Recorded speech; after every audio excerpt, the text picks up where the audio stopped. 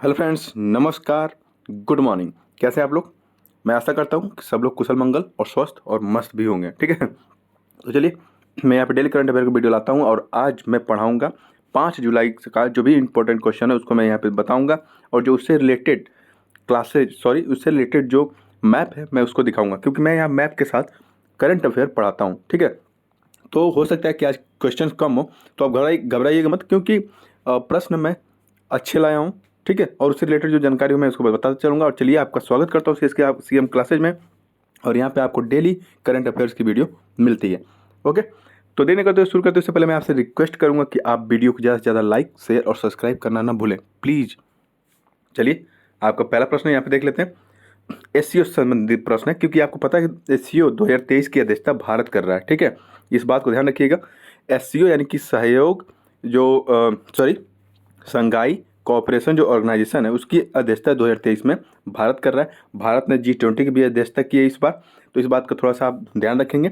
और जो एससीओ है इसकी जो अगली अध्यक्षता है वो कजाकिस्तान करने वाला है। ओके, तो चलिए प्रश्न की शुरुआत करते हैं कि एससीओ 2023 की अध्यक्षता में भारत द्वारा की जा रही है। ठीक है, चलिए, तो एससीओ के संदर्भ में कौन सा कथन सत्य है ये आपको बताना है।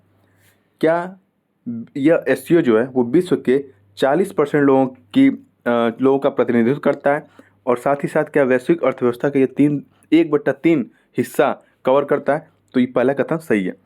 एससीओ की अगली अध्यक्षता क्या कजाकिस्तान करेगा? ये भी सही है, मैं आपको बता दिया था अभी शुरू में। क्या ईरान इस संगठन से जुड़ने जा रहा है? सही है, ईरान अभी इसका नया मेंबर बना है, तो इस बात को ध्यान रखेंगे कि नया मेंबर कौन बना है, तो ईरान बना है। और आने वाले समय में नया मेंबर कौन बन सकता है, तो बेलारूस बन सकता है। तो इसका ऑप्शन सी सही होगा, यानी कि 1, 2, 3 यहाँ पे तीनों कथन यहाँ पे सत्य हैं। इससे रिलेटेड कुछ और बातें यहाँ पे बता देता हूँ मैं आपको। देखिए, जब कोई भी संगठन बनता है तो जब कई देश मिलकर इसमें बात करते हैं, या फिर जो भी है इस डेवलपमेंट की बात करते हैं, तो उनकी अपनी अलग अलग लैंग्वेज होती है, सबको एक लैंग्वेज नहीं आती।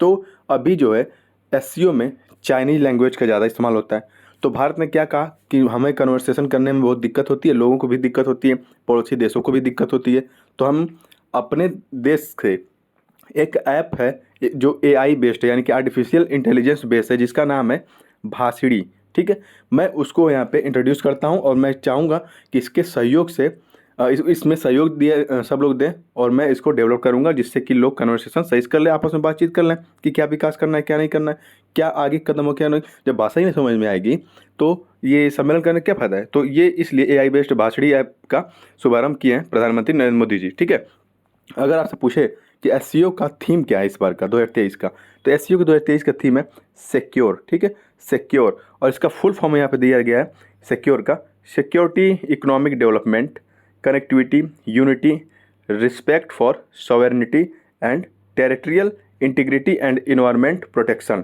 ठीक है, ये बहुत ही लंबा है इसका फुल फॉर्म, तो हालांकि अगर थीम पूछेगा तो सीधे पूछेगा तो उसमें सिक्योर ऑप्शन में आपको दिख जाएगा, तो सिक्योर आप याद रखेंगे। ठीक है, यहाँ पे देखिए, अभी तो बेलारूस है, ये अभी जो मेमोरेंडम ऑफ ऑब्लिगेशन है उस पर तो साइन ये कर दिया है, या फिर आने वाले समय में ये बेलारूस एससीओ का पार्ट बन सकता है। अभी ईरान इसका नया मेंबर बना है, इस बात का आप थोड़ा सा ध्यान रखेंगे।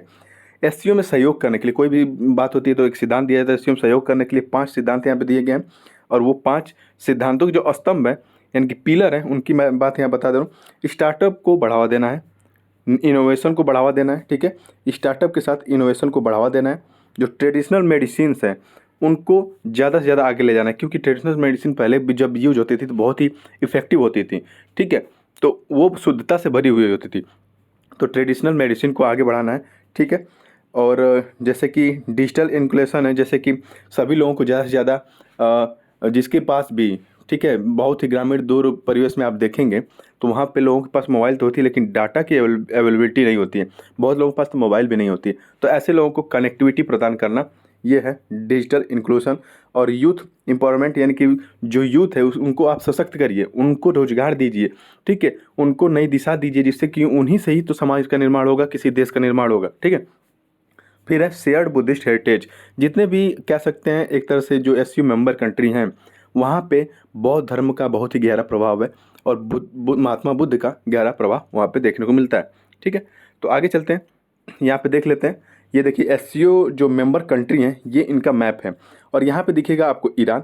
ईरान भी आगे आने वाले समय, सॉरी ईरान भी अब इसमें शामिल हो गया। तो मैं ईरान की लोकेशन यहाँ पे दिखा दे रहा हूँ। ये देखिए यहाँ पे ईरान है, इसकी राजधानी है तेहरान और इसकी बाउंड्री लगती है पर्शियन गल्फ से। इधर अफगानिस्तान, तुर्कमेनिस्तान और इसके नॉर्थ में अगर देखेंगे तो कैस्पियन सी से ईरान की बाउंड्री लगती है। ईरान में ही यहाँ पे आपको चाबहार बंदरगाह देखने को मिलेगा। और ये है अरेबियन सी, ये अपना सुंदर भारत है। अभी अरेबियन सी में ही बिपरजॉय नाम का एक चक्रवात आया था जो अभी गुजरात और राजस्थान को हिट किया है बहुत ही बुरी तरह से। ठीक है, तो इस बात को थोड़ा ध्यान रखेंगे। चलिए आगे चलते हैं। अगर मैं एससीओ के बारे में कुछ और आपको बताऊं तो इससे पहले संघाई 5 के नाम से जाना जाता था, संघाई 5 के नाम से। और इसकी स्थापना हुई थी 15 जून 2001 को। ओके, और इसका हेडक्वार्टर जो आपको देखने को मिलेगा वो बीजिंग चाइना में देखने को मिलेगा इसका हेडक्वार्टर। ठीक है, इसमें मेंबर की बात करें, देखिए मेंबर 1 चीन है, इसमें इंडिया है, ईरान है, ईरान अभी नया मेंबर बना है, कजाकिस्तान है जो जहाँ पे अगले मीटिंग होगी, ठीक है 2024 में, फिर किर्गिस्तान है, पाकिस्तान है, रूस है, तजाकिस्तान है, उज्बेकिस्तान है। यानी टोटल कितने हो गए, 1 2 3 4 5 6 7 8 9। पहले 8 थे, ईरान एक जुड़ा तो अब ये जाके 9 हो गए हैं। ठीक है, और ये है ऑब्जर्वर कंट्री। ऑब्जर्वर कंट्री में अफगानिस्तान आएगा, बेलारूस आएगा और मंगोलिया आएगा। ठीक है, तो बेलारूस अब इसमें ऐड होगा आने वाले समय में। और ये थीम है फिलहाल इसमें एससीओ में इतना ही। आगे चलते हैं। अगला प्रश्न है कि हाल ही में चर्चा में रहा या रही महर्षि पहल किससे संबंधित है, ये आपको बता रहा है। मैं तो यहाँ पे बता दे रहा हूँ महर्षि पहल यहाँ पे कृषि से ये संबंधित पहल है, महर्षि पहल। लेकिन आप कमेंट बॉक्स में लिख के ये बताइए कि महर्षि पहल है क्या। शॉर्ट में लिखिएगा, जरूर लिखिएगा। मेरा आपसे रिक्वेस्ट है कि आप कमेंट बॉक्स में इसके बारे में 2-3 लाइन ही लिखिए, लेकिन लिखिए। मैं इसके बारे में कल आपको बताऊँगा आने वाली वीडियो में। ठीक है, आगे चलते हैं। अगला प्रश्न है, अभी हाल ही में अल्जीरिया मूल के निवासी जो 17 वर्षीय नाहिल हैं, ये है नाहिल की तस्वीर। ठीक है, इनको पुलिस द्वारा गोली मार दी गई। क्यों मार दी गई, क्योंकि ये थोड़ा सा ट्रैफिक रूल तोड़े। और ये क्या कहा जा रहा है कि ये नाइजीरिया मूल के थे, यानी कि ये वहाँ पे आपको पता है यूरोपियन कंट्री और या फिर अमेरिकन कंट्री, अमेरिकन कॉन्टिनेंट हो तो वहाँ पे नस्ली भेदभाव बहुत ज़्यादा होता है। ठीक है, बहुत ज़्यादा वहाँ काले और गोरे का भेदभाव किया जाता है। जैसे अपने यहाँ जाति भेदभाव है, वहाँ पे नस्ली भेदभाव है। ठीक है, तो ये थे अल्जीरिया मुल्क के काले, मतलब काले कह सकते हैं, एक नस्ली भेदभाव है। तो ये अल्जीरिया में ज़्यादातर लोग काले रंग के पाए जाते हैं, तो ये काले रंग के थे। तो ये 17 वर्षीय थे और इनको कहा जा रहा है कि ये बहुत ही तेज़ गाड़ी चलाते थे। बहुत कुछ इनके बारे में बताया जा रहा है। तो ये जब गाड़ी लेकर जा रहे थे ट्रैफिक से, तो ट्रैफिक के नियमों को तोड़ते हुए आगे बढ़ गए और पुलिस ने वार्न किया कि आप आगे ना बढ़िए, लेकिन फिर भी ये गाड़ी लेके निकल गए। लेकिन पुलिस ने इनको रोका नहीं, इनके ऊपर गोली चला दी और इनके सीने में, छाती में गोली लगने से इनकी मृत्यु हो गई। ये 17 वर्ष के थे। और ठीक है, आप समझ सकते हैं किसी गर्भ में अगर मृत्यु होती तो कैसा होता है। तो अब यही अब कहेंगे कि ये सब बताने की क्या ज़रूरत है। मैं ये सब इसलिए बता रहा हूँ क्योंकि आजकल प्रश्न जो पूछा जा रहा है इसी टाइप का पूछा जा रहा है। ठीक है, कहीं भी कुछ भी पूछ ले रहे हैं ये लोग। तो ये एक इंटरेस्टिंग बात है, यहाँ पे मैं दिखाता हूँ क्यों बता रहा हूँ मैं इसको, कि 17 वर्षीय जो नाहिल हैं, इनके पुलिस द्वारा गोली लगने से जब मृत्यु हो गई तो ये वहाँ पे दंगा भड़क गया। ठीक है, वहाँ पे राइट्स होने लगे, दंगा भड़क गया। तो ये कहाँ की बात की जा रही है, ये आपसे पूछा जा रहा है। तो इसका सही जवाब फ्रांस। ये फ्रांस के थे। ठीक है, और वहाँ पे दंगा भड़क गया। देखिए अब इंटरेस्टिंग बात ये है कि जब वहाँ पे दंगा भड़का ना, तो वहाँ की जो सरकार है वो उस दंगे को कंट्रोल नहीं कर पा रही थी। कहने का मतलब कंट्रोल करने में काफ़ी टाइम लगा। लोग दुकानें लूटने लगे। ओके, दुकानें लूटने लगे, गाड़ियाँ जलाने लगे, बहुत ही ज़्यादा ये मतलब ओवर हो रहा था। तो वहाँ पे एक डॉक्टर हैं, ठीक है, एक डॉक्टर है, उन्होंने कहा कि इस दंगे को योगी कंट्रोल कर पाएंगे, योगी के तरीके से, योगी के मॉडल से कंट्रोल किया जा सकता है। अब योगी कौन नहीं जानता, आदित्यनाथ योगी जो उत्तर प्रदेश के चीफ मिनिस्टर हैं प्रेजेंट टाइम में। तो उन्होंने कहा, फ्रांस के कोई डॉक्टर थे, उन्होंने कहा कि इसे योगी मॉडल से कंट्रोल किया जा सकता है। इसलिए मैं आपको ये न्यूज़ बता रहा था। ठीक है, तो इस तरह से अगर कोई प्रश्न पूछे तो आप समझ जाइएगा कि ये फ्रांस की जब घटना हुई थी उससे रिलेटेड योगी मॉडल चर्चा में था। योगी मॉडल क्यों चर्चा में, क्योंकि इनको बहुत ही तत्काल समय में, कहने अर्जेंट समय कह सकते हैं, ये निर्णय लेते हैं, इसलिए ये काफ़ी चर्चा में थे इनका मॉडल। और ये काफ़ी देखिए काफ़ी न्यूज आर्टिकल्स ने या इनको कवर किया था। देखिए आउटलुक ने, हिंदुस्तान टाइम्स ने, एडिटर जी ने, ठीक है, जी न्यूज़ ने, द इंडियन एक्सप्रेस ने, काफ़ी न्यूज़ आर्टिकल इसमें छपे हैं। ठीक है, तो फ्रांस की लोकेशन मैं आपको दिखा देता हूँ। ये अपना सुंदर भारत है, नॉर्थ वेस्ट की तरफ जाएंगे, यूरोप है, यहाँ पे देखिएगा फ्रांस, ये देखिए यहाँ है फ्रांस। और यहाँ पे दिखेगी आपको बिस्बेन की खाड़ी, ओके, ये बाकी सेंट्रल यूरोप है और यहाँ दिखेगा स्विट्जरलैंड। आगे चलते हैं। अगला प्रश्न है कि काकरापार परमाणु ऊर्जा परियोजना, ठीक है, जिसे हम के यानी काकरापार, ए यानी कि एटॉमिक, पी मतलब पावर एंड पी मतलब प्लांट, यानी कि पी बोल सकते हैं। तो काकरापार परमाणु ऊर्जा परियोजना में भारत के पहले स्वदेशी रूप से विकसित 700 मेगावाट परमाणु ऊर्जा रिएक्टर ने सफलतापूर्वक अपने वाणिज्यिक संचालन का यानी कॉमर्शियल संचालन का शुरुआत कर दिया है। तो ये पूछा जा रहा है कि ये जो पावर प्लांट है एटॉमिक वाला काकरापार, वो कहाँ पे है, ये आपको बताना है किस राज्य में। तो ये आपके ऑप्शन है और इसका सही जवाब गुजरात। गुजरात में आपको देखने को मिलेगा काकरापार एटॉमिक पावर प्लांट, ठीक है। तो ये मैप में आप देख के समझ गए होंगे। ये देखिए, एक आपको दिखेगा रावत भाटा जो राजस्थान में, एक दिखेगा आपको काकरापार जो गुजरात में, एक दिखेगा तारापुर जो महाराष्ट्र में, एक दिखेगा कैगा जो कर्नाटक में, एक दिखेगा कुडनकुलम जो तमिलनाडु में, एक दिखेगा कलपक्कम जो ये भी तमिलनाडु और यहाँ आंध्र प्रदेश के बॉर्डर पर पाया जाता है, ठीक है। एक अपने उत्तर प्रदेश में दिखेगा आपको, नरौरा उत्तर प्रदेश में दिखेगा, ठीक है। तो इस बात को थोड़ा सा ध्यान रखेंगे इस न्यूज को। आगे चलते हैं। अगला प्रश्न है, हाल ही में 76 नंबर का जो सीनियर नेशनल एक्वेटिक चैंपियनशिप है, यानी कि इसे स्विमिंग चैंपियनशिप भी कह सकते हैं, जो हैदराबाद में आयोजित हो रही थी, उसमें पूछ रहा है कि किस तैराक ने बैक स्ट्रोक में एक नेशनल रिकॉर्ड कायम किया है। बैक स्ट्रोक में एक नेशनल रिकॉर्ड कायम किया। बैक स्ट्रोक ये स्विमिंग से संबंधित शब्दावली है, इस बात का ध्यान रखेंगे। तो ये हैं माना पटेल जी, इनका नाम है माना पटेल, ठीक है। इन्होंने अपना ही नेशनल रिकॉर्ड तोड़ दिया इन्होंने, ठीक है। तो ये चर्चा में थी, तो ये मैं आपको बता दिया कि माना पटेल बैक स्ट्रोक में एक नेशनल रिकॉर्ड कायम की हैं, नेशनल रिकॉर्ड, ठीक है, महिलाओं की कैटेगरी में। और बाकी जो स्विमर्स हैं जिनका नाम है आर्यन नेहरा, पलक जोशी, सुहाना या सुहाना बोल सकते हैं, भास्कर, इन लोगों का नाम भी याद रखेंगे कि स्विमर हैं ये लोग। अब आप के मन में भी एक प्रश्न उठ रहा होगा कि ये बैक स्ट्रोक क्या होता है।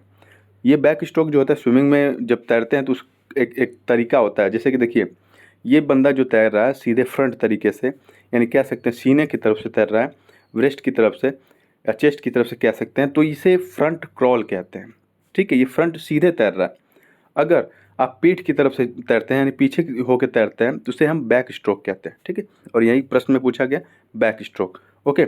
और ये देखिए, ये तितलियों की तरह उड़ते हुए जब तैरता है कोई तो इसे बटरफ्लाई स्विमिंग कहते हैं, ठीक है। तो ये है अंतर थोड़ा सा, इस बात को थोड़ा ध्यान रखेंगे। और इसी जो नेशनल चैम्पियनशिप हो रही है उसमें अभी ये असम की जो आस्था चौधरी हैं उन्होंने गोल्ड मेडल जीता है, इस बात का याद रखेंगे आप। और मैप में दिखा दूं मैं आपको, असम ये रहा मैप में, ये है मैप में असम, इसके नॉर्थ में अरुणाचल प्रदेश है, ठीक है। और इधर नागालैंड है, इधर मणिपुर है। मणिपुर में अभी कुकी मैतेई जनजाति इन लोगों के बीच में थोड़ा सा दंगा हुआ था तो हिंसा हो गई थी वहाँ पे, ठीक है। और आगे इधर देखेंगे मिजोरम है, इधर त्रिपुरा है, ओके। और ये जो नेशनल एक्वेटिक जो चैम्पियनशिप हो रही थी वो तेलंगाना के हैदराबाद में हो रही थी, तो ये तेलंगाना आपको मैप में दिख रहा है, ठीक है। आगे चलें। तो अगला प्रश्न है, हाल ही में भारत और किस देश ने तिरुवनंतपुरम में संयुक्त समुद्री अभ्यास आयोजित किया है। तो इसका सही जवाब है फ्रांस। भारत और फ्रांस ने तिरुवनंतपुरम में संयुक्त समुद्री अभ्यास का आयोजन किया है, इस बात को थोड़ा सा आप ध्यान रखेंगे, ठीक है। अब तिरुवनंतपुरम कहाँ पे, ये मैं आपको दिखा दे रहा हूँ मैप में, इतना सुंदर भारत। और यहाँ पे दिखेगा आपको केरल, ये है केरल, ठीक है। केरल की जो राजधानी है वो तिरुवनंतपुरम है और वहीं पे इसका आयोजन किया गया है मिलिट्री एक्सरसाइज का। फ्रांस के साथ हो रहा है, तो फ्रांस की लोकेशन अभी मैं दिखा तो फिर से दिखा दे रहा हूँ आपको। ये अपना सुंदर भारत है, इस नॉर्थ वेस्ट की तरफ जाएंगे तो यूरोप में पहुँच जाएंगे। और फ्रांस में ही अभी दंगा हो रहा था और वहीं से ये मिलिट्री एक्सरसाइज हुआ है भारत और फ्रांस के बीच में। यहाँ आप देखिएगा बिस्मन की खाड़ी, यूनाइटेड किंगडम, आइसलैंड, ठीक है। सॉरी ये आइसलैंड नहीं है, ये आयरलैंड है, आइसलैंड यहाँ पे है, ठीक है। और इधर नॉर्वे, स्वीडन, फिनलैंड, बाल्टिक सी, नॉर्थ सी, ओके। इधर मेडिटेरियन सी, इधर ब्लैक सी, ये सब आप ध्यान रखेंगे मैप में। तो अगला प्रश्न है कि हाल ही में किसकी नियुक्ति की गई है, ठीक है। भारत के राजदूत के तौर पे WTO में किसकी नियुक्ति की गई है ये आपको बताना है। तो क्या एस जानकी रमन है? नहीं, एस जानकी रमन को तो अभी डिप्टी गवर्नर बनाया गया था RBI का, ठीक है। RBI का डिप्टी गवर्नर इनको बनाया गया था। रवि सिन्हा को तो रॉ चीफ नियुक्त किया गया था, यानी कि रॉ यानी कि रिसर्च एंड एनालिसिस विंग जो होता है, इंटेलिजेंस ब्यूरो होता है भारत का, एजेंसी होती है, तो उसके चीफ नियुक्त किए थे रवि सिन्हा जी। अजय बंगा को कौन नहीं जानता इसे, इन्हें, ठीक है। तो ब्रजेंद्र नवनीत इसका सही जवाब है, ऑप्शन ए। भारत के राजदूत के तौर पर WTO में इनकी नियुक्ति की गई है ब्रजेंद्र नवनीत को। ठीक है। अजय बंगा वर्ल्ड बैंक के अध्यक्ष हैं बाबा। ठीक है, आगे चलते हैं। तो मैं अगर WTO के बारे में बात करूं, ठीक है, WTO के बारे में बात करूं, तो इसका जो हेडक्वार्टर है वो आपको स्विट्जरलैंड में दिखाई देगा, स्विट्जरलैंड के जेनेवा में दिखाई देगा। और यहाँ पे फ्रांस दिख रहा है आपको, इसके बगल में यहाँ पे दिखेगा स्विट्जरलैंड। ठीक है, और यहीं पे दिखेगा आपको जेनेवा। इसके नॉर्थ में साउथ में इटली है। और अगर मैं फॉर्मेशन की बात करूँ तो 1995 में WTO की स्थापना की गई थी।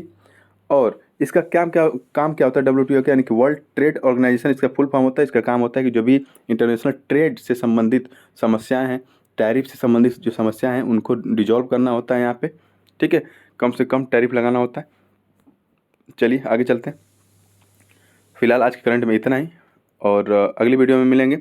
और जो मैं प्रश्न आपसे पूछा हूँ, ठीक है, जो प्रश्न पूछा हूँ उसको प्लीज़ आप बताने की कोशिश ज़रूर करिएगा कि ये जो महर्षि पहल है उसके बारे में 2-3 लाइन तो आप ज़रूर लिख दीजिए। ठीक है, महर्षि पहल क्या है और ये किससे संबंधित, मैं बता दिए कृषि से संबंधित है, और ये क्या है, 1-2 पहल आप जरूर लाइन इस पर जरूर लिखिएगा क्योंकि ये चर्चा में था। तो फिलहाल आज करंट में इतना ही। Thank you. जय हिंद।